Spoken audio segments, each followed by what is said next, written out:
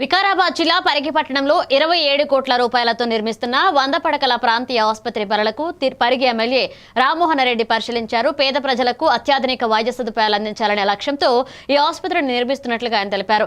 Regional ring road, Shabad, Parigi, దోమ రహదారుల పూడూరు మండలాల్లో 3000 కోట్ల నావీ ప్రాజెక్టు పనులు వేగంగా సాగుతున్నాయని పేర్కొన్నారు. అంతేకాక గ్రామ పంచాయతీ ఎన్నికల్లో కాంగ్రెస్ అభ్యర్థులను భారీ మెజార్టీతో గెలిపించాలని ప్రజలను ఆకాంక్షించారు. పరిగి మండలం నుంచి దోమ మండలం నుంచి బొమ్రాజ్పేట నుంచి కోస్గి వరకు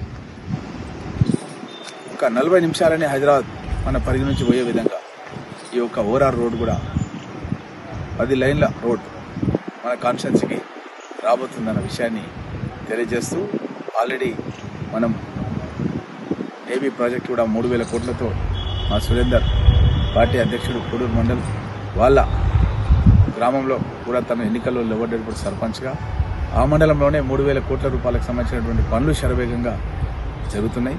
రైల్వే లైన్కి సంబంధించిన కూడా దగ్గర 450 కోట్ల రూపాయలు గౌరవ ముఖ్యమంత్రి రేవంత్ రెడ్డి గారు భూసేకరణ గురించి అని చెప్పి మన ప్రభుత్వం తరఫున జమ చేయడం జరిగింది రైతులకు.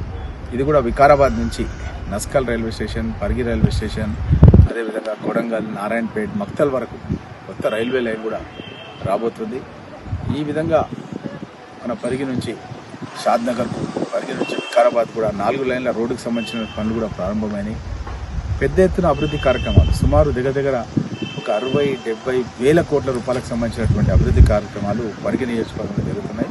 పరిగి నియోజకవర్గ గ్రామ పంచాయతీ సర్పంచులుగా కాంగ్రెస్ పార్టీ బలపరిచిన అభ్యర్థులను అత్యధిక మేరతో గెలిపించాలని పరిగి నియోజకవర్గ ప్రజలకు, వికారాబాద్ జిల్లా ప్రజలకు అందరికీ కూడా